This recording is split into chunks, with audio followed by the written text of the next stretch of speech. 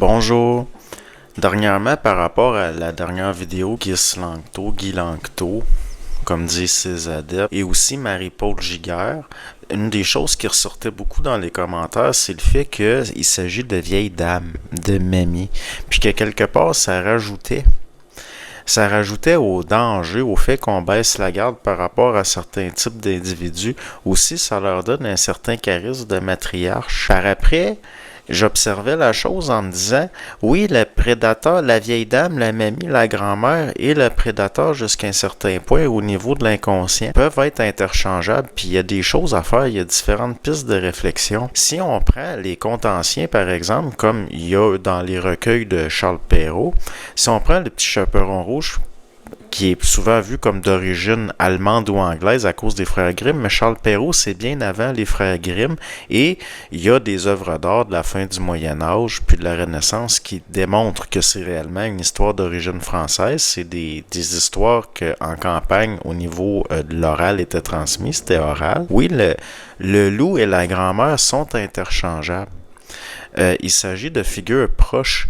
Le loup est lui-même, jusqu'à un certain point, une proie parce qu'il est victime, il représente des pulsions, il est lui-même esclave de pulsions. Il est bien dit dans le conte de Perrault, lorsqu'il mange la grand-mère, que le loup est tiraillé par la faim, il n'a pas mangé depuis 3 jours. Donc, oui, la grand-mère, l'image de la grand-mère est celle d'un loup ou d'un loup devenu grand-mère par les circonstances, par l'âge. Il y a quelque chose là de réel. La grand-mère peut être considérée comme une faille au niveau de l'âme, par exemple. Le loup, lui, est un danger systémique lié au manque de conscience, par exemple, les pulsions. Ce genre de choses-là, où la nécessité circonstancielle, le fait d'avoir besoin de s'alimenter. La grand-mère elle-même est dépendante. Elle attend le petit chaperon rouge, qui dans certaines versions est un petit garçon, dans d'autres versions c'est une petite fille. Elle attend que le chaperon rouge vienne la nourrir. Elle en dépend. Le chaperon rouge, dans l'histoire, apporte une galette et du beurre. Donc, oui, l'image du loup et l'image de la grand-mère et du prédateur, jusqu'à un certain point, peuvent se fusionner ensemble ou être interchangeables. Dans, par exemple, le dessin animé des années 40 de Tex Avery, le loup est carrément montré comme un prédateur sexuel.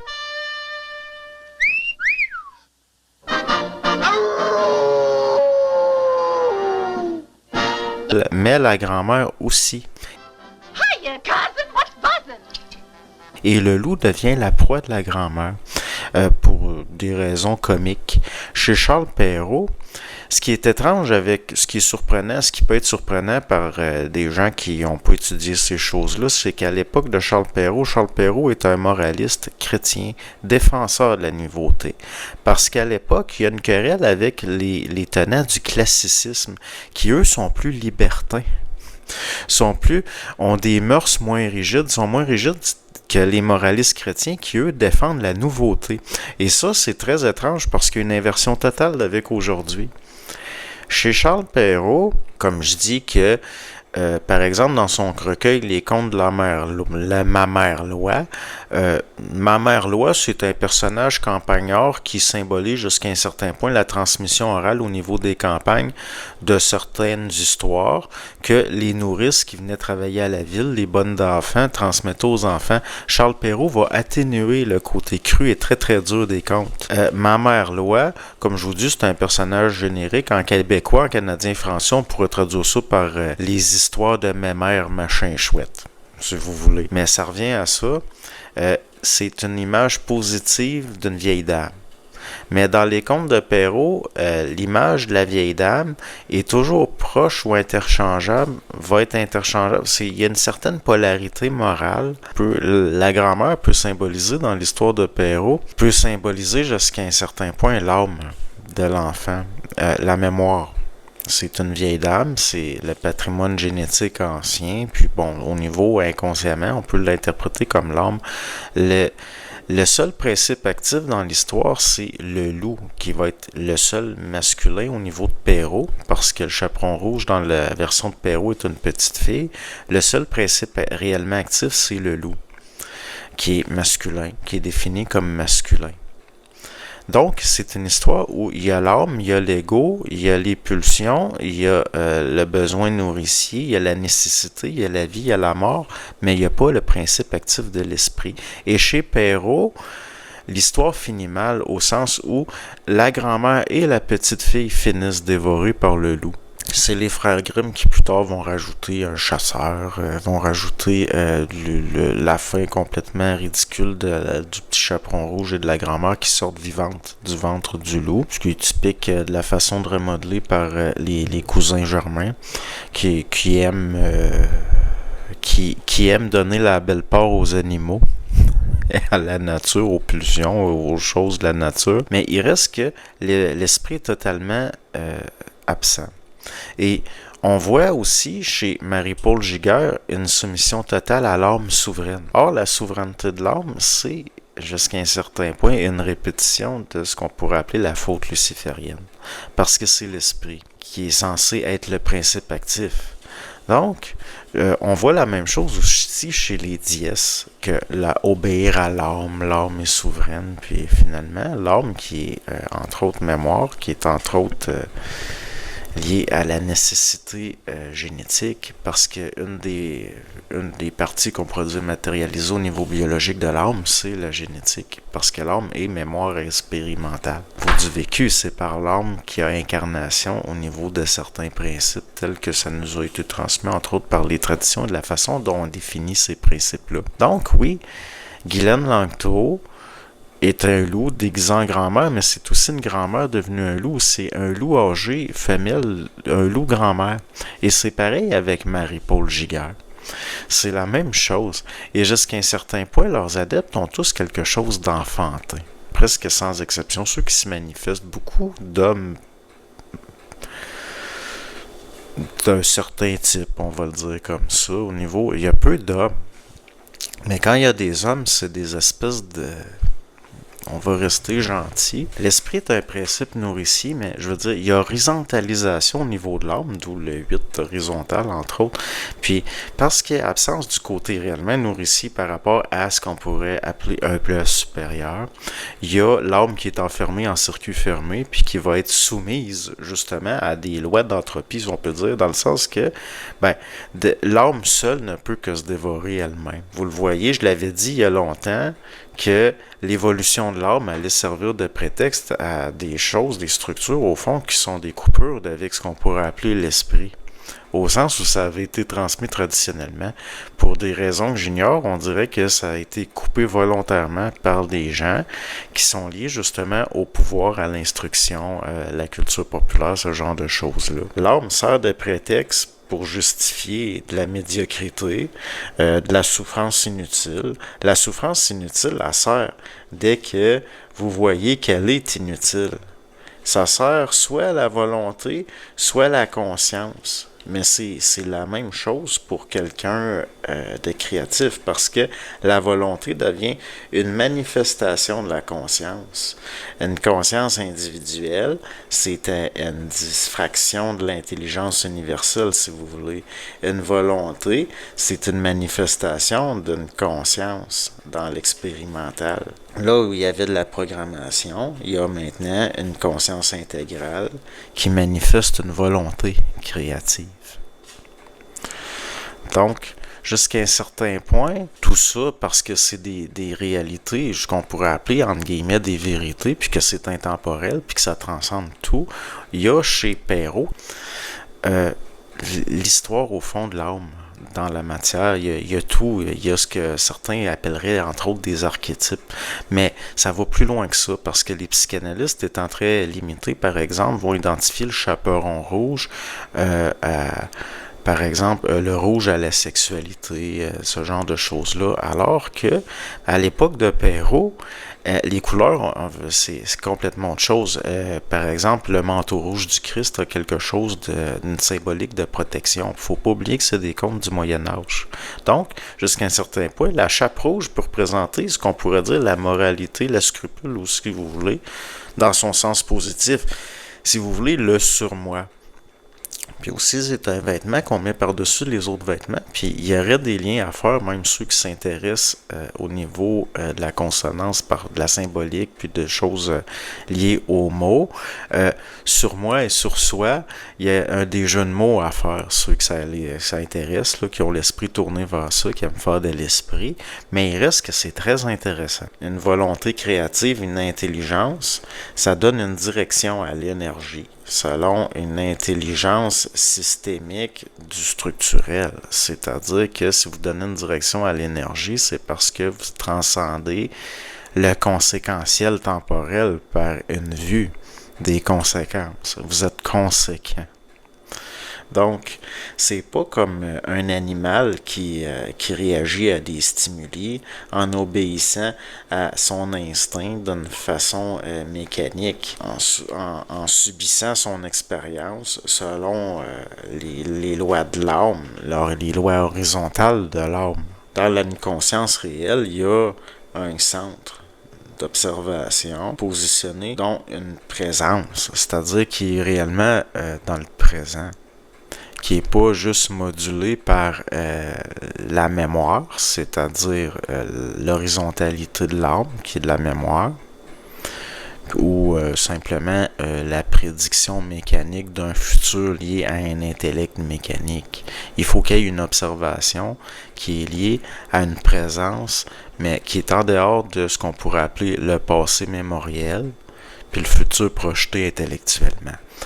Si on revient avec Perrault, vous avez par exemple dans le conte de Barbe Bleue, la sœur Anne qui monte dans une tour qui est à la verticale du monde pour observer l'horizon. Anne, le nom Anne, c'est difficile de ne pas penser à Anne de Clèves, qui était une des femmes d'Henri VIII. Tout ça est très intéressant encore maintenant. Si vous êtes positionné dans un présent qui n'est pas une mémoire du passé, un présent qui n'est pas une mémoire du passé, mais qui en tient compte parce que c'est un niveau d'observation qui est pas une programmation mécanique du futur, parce que le futur, jusqu'à un certain point, c'est conséquentiel, donc c'est de la programmation. Un point d'observation extérieur de ces choses-là. C'est pas en fonction de prévisions du futur, c'est en fonction d'un présent qui va engendrer un futur en tenant compte du passé d'une façon créative et intelligente. C'est la verticale de l'esprit. L'intemporalité d'un libre arbitre, une vue claire qui résulte d'un savoir. C'est en dehors du poids de ce qu'on pourrait appeler la simple conscience psychologique, là, qui est l'âme, l'alourdissement de l'âme. Ça prend l'esprit, comme je disais, qui est un principe nourricier qui va justement rendre léger, qui va justement peut-être activer la digestion de l'expérimental, si on peut dire, pour rendre l'expérimental plus léger un peu. Sinon, l'âme s'appesantit, puis il va y avoir du mal-être. Le mal-être, c'est de l'information qui n'est pas intégrée par la conscience. Donc, d'ailleurs, jusqu'à un certain point, la psychanalyse a été une tentative de régler ça, qu'elle ne tient pas compte de certains aspects, puis qu'elle est focusée d'une façon restreinte sur la libido. Donc, ça ne tient pas compte, justement, de l'âme elle-même, de ses lois, ça ne tient pas compte surtout pas de l'esprit. Pourtant, qui est basé sur l'observateur objectif, censé être objectif. Mais ça peut pas fonctionner. C'est impossible. Le mal-être psychologique résulte de conflits entre le savoir universel puis la connaissance psychologique de soi. Mais la connaissance de soi, comme le développement personnel, c'est pas suffisant. Ça peut pas fonctionner. C'est pas la mécanique saine telle que voulue circonstanciellement au niveau des lois. De la vie, réellement de la vie, la vraie vie. C'est pour ça qu'il y a des simples d'esprit qui ont vécu toute leur vie dans des endroits qui ne nécessitent pas justement d'avoir beaucoup d'instruction. Souvent, vont être plus sains au niveau psychologique qu'il y a des citadins qui ont fait des études, par exemple. La vue de soi à travers le savoir instantané, sans les filtres de la conscience de soi, rendrait l'individu incapable de fonctionner efficacement en société, possiblement. Par exemple, dépendamment de sa capacité à gérer différents paliers de traitement de l'information simultanément. L'être humain n'est pas fait pour ça. il doit avoir à différentes choses. C'est là que, jusqu'à un certain point, au niveau des conflits qu'il peut y avoir entre différentes structures qui sont dynamisées parce qu'interreliées, c'est là qu'on peut parler, bon, il va y avoir des blocages, il va engendrer certaines choses, mais jusqu'à un certain point, nous avions tout au niveau de notre culture. C'était déjà des esprits brillants du 17e siècle voyaient certaines choses, même s'ils formulaient différemment, même s'ils fournissaient des outils différents, il reste que l'efficacité était là. Puis, il reste que les contes ont été, jusqu'à un certain point, au niveau de ce qu'on pourrait appeler l'âme collective, ça a été formateur, ça fait partie de la petite enfance. Il est important que d'introduire les enfants à la réalité du fait que leur intuition est bonne. Dans le sens que oui, il y a des monstres en ce monde. D'ailleurs, dans les contes, si vous prenez les ogres par exemple, ça renvoie aux peurs infantiles de la toute-puissance de certains adultes. L'enfant est vulnérable.